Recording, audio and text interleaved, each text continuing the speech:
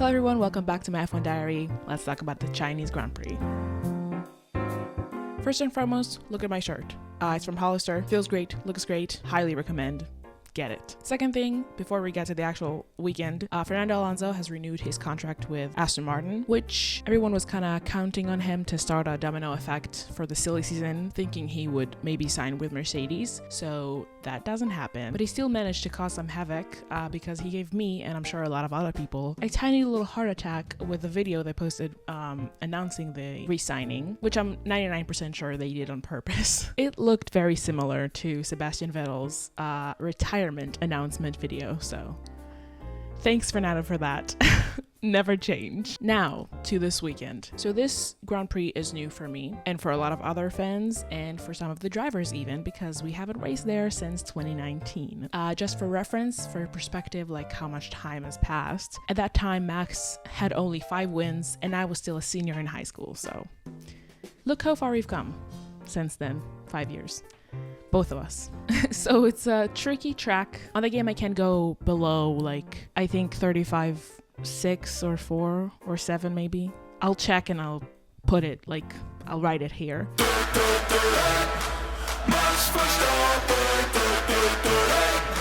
It also was a sprint weekend, so that meant that there would only be one free practice, and we haven't been there in 5 years. And a lot of change since then, like the cars is a different generation, the tires even, the track too, they made some changes to it. There's not much data the teams can rely on, and they need to learn everything in one free practice and set everything up in a very short time. So I kind of expected chaos to come from this weekend, and there was chaos, not necessarily because of all of what I've just said, but we'll get to it. Also, by the way, about the game, I would highly recommend to anyone who has access to it to play it and like drive the circuits in the game.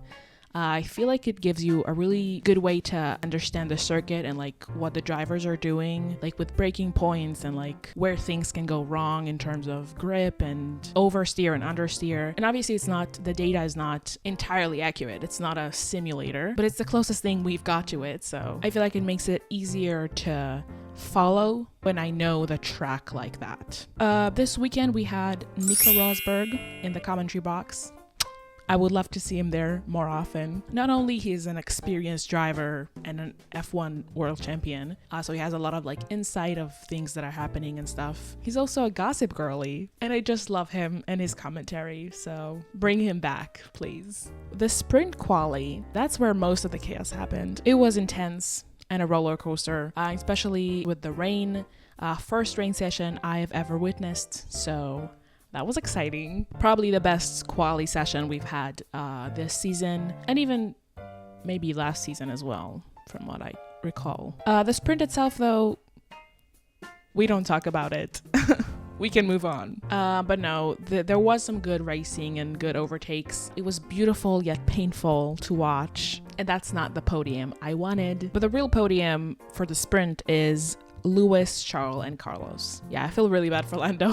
But I do feel like his mentality about it is way better than like last year, at least. He's obviously not happy about it, but he's not too hard on himself, it seems. And also the team is very supportive of him. So that was nice to see it. At least we got like a fairly calm, I guess, reaction from him about it. And also Zhou was almost in the points. He was P9 if this was the main race, and we had points going down to 10th place. Oh my god. I feel like it's such an emotional and exciting weekend for him. Obviously he doesn't have the best car to perform in front of his own audience, but it's regardless a really, I feel, special experience. It means a lot to race at your home country, and this is also his hometown. He grew up in Shanghai, so very sweet moments from him throughout the whole weekend. Something that changed from last year in the sprint format is that the schedule is sprint quali sprint, race quali race, so that allows for Parc Fermé to open between the sprint and the race, so that's nice. Helps the teams to maximize everything for both the sprint and the race. It does, however, risks the opportunity for teams to participate in race quali because the sprint is like 2 hours before. So that could be dangerous, but I mean, I don't know. It does make the sprint, I feel like, less exciting because drivers wouldn't put everything they can into it because they know they have race quali later, which is more important. So, I mean, it's a good call to open Park Fermi in between, but the schedule still needs to improve in a way that would allow cars to participate in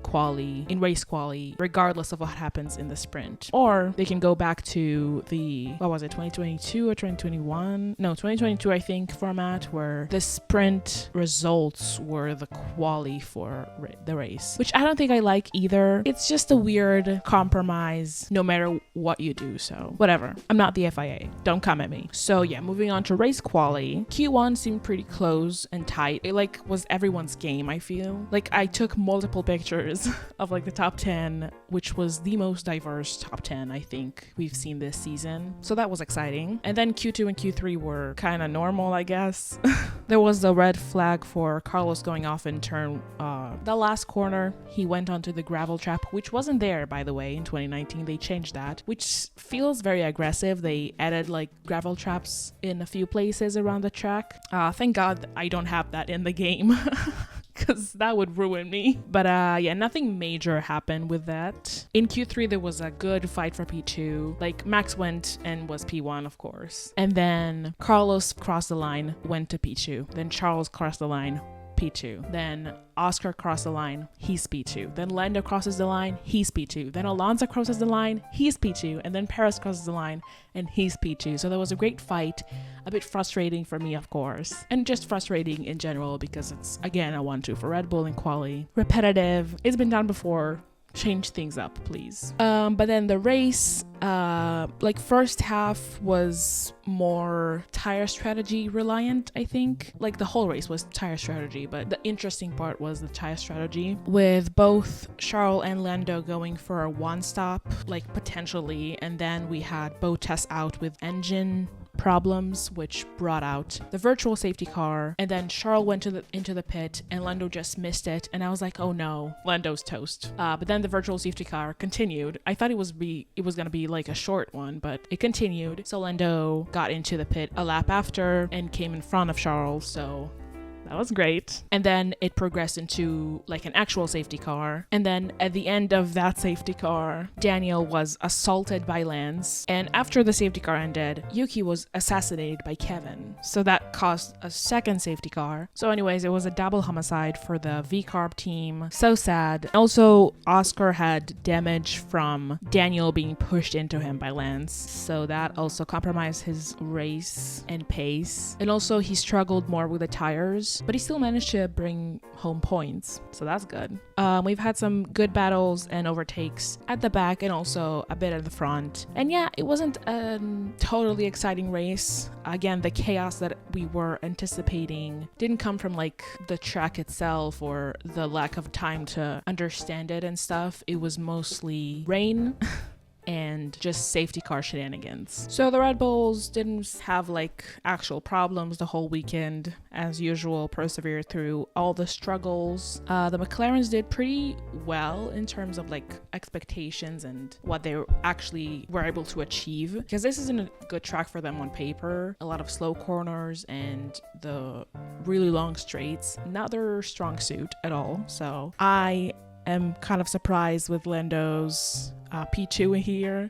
He is also surprised. The Ferraris look strong as always. Hi, editor me. Obviously the Ferraris were struggling today and were lacking something, but they were still one of the strongest teams. So that's what I meant. I also forgot about Carlos in the sprint, his fight with Charles. When I catch you, Carlos, when I catch you, he really said, what are you gonna do, fire me? And he went all in, or all out, whatever that saying is. Whatever. Back to you. George, I feel like this is like a normal thing for him. Alonso was strong the whole weekend. The choice to put him on softs was the wrong one. I don't know what they were thinking, but he did manage to like recover from it and gain 4 positions, I think, after like pitting again for a new set of medium. So good for him. Lewis, in the sprint, he was great in the race. He was also great in the race, but in qualifying for the race, I don't know what happened. Both Haas looked pretty strong. Alpines also looked stronger than they usually are. Williams looked weaker than they usually are. Also, both Saubers looked pretty good, especially in the sprint and the sprint qualifying. Lance, I mean, I think this is the biggest gap between teammates we have on the grid. And then both RBs or V-Carbs, whatever. I feel like they had a lot of potential this weekend, especially Danny. He was doing really good, but they were just both assassinated. So that's an overlook of all the teams and drivers. And the real podium for the actual race, Lando Norris P1! Wow! And then Charles P2 and Carlos P3. About my predictions for this weekend, it hasn't been uploaded yet, but they were pretty bad, so I'm not even gonna share them. Maybe I'll put them here and pause to read if you want, but I don't think I'm gonna continue sharing them because it's embarrassing, honestly. So sorry if you like that part. Is there anything else I want to talk about from this weekend? Oh yeah, at the end, when the top 3 were going into to the grid, besides Lando, he was confused. Zhou also had a parking spot for him. Oh my god, that was so cute. He had a parking spot on the grid, right in front of the grandstands. Oh, so nice to see. So emotional. I shed a tear. I don't know if he'll ever race there again as an F1 driver, given that his contract is ending by the end of the year. A little bittersweet, not only because of that, but also because, again, he doesn't really have the car to perform very well.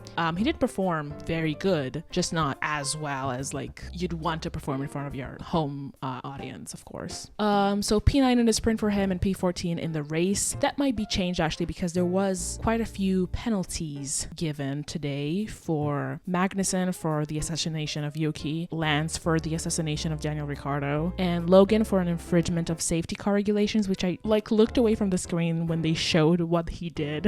So I really don't understand what happened there, but okay. So I'm not actually sure about the P14 thing. Let me see if they've already published it. Wait, he is P14. So that's a great performance for the car he has and his not so great pit stop he had again. Oh, also Pierre Gasly had a weird pit stop thing, which I again looked away when they showed the replay of it. I need to stop texting my friends during the race about it because I'm missing things from the race. But he came into the pit and the rear right tire didn't went on as properly or something, and he started going and the tire went off onto a mechanic. Oh my god, thank god he's okay. So that was an I think 19-second stop for him then. Yeah, thank you so much for watching. I'm sorry if this is a little more rushed and if I miss things. I'm just in a tight schedule today with Passover cleanings, but for now this is it. Enjoy these memes. Bye.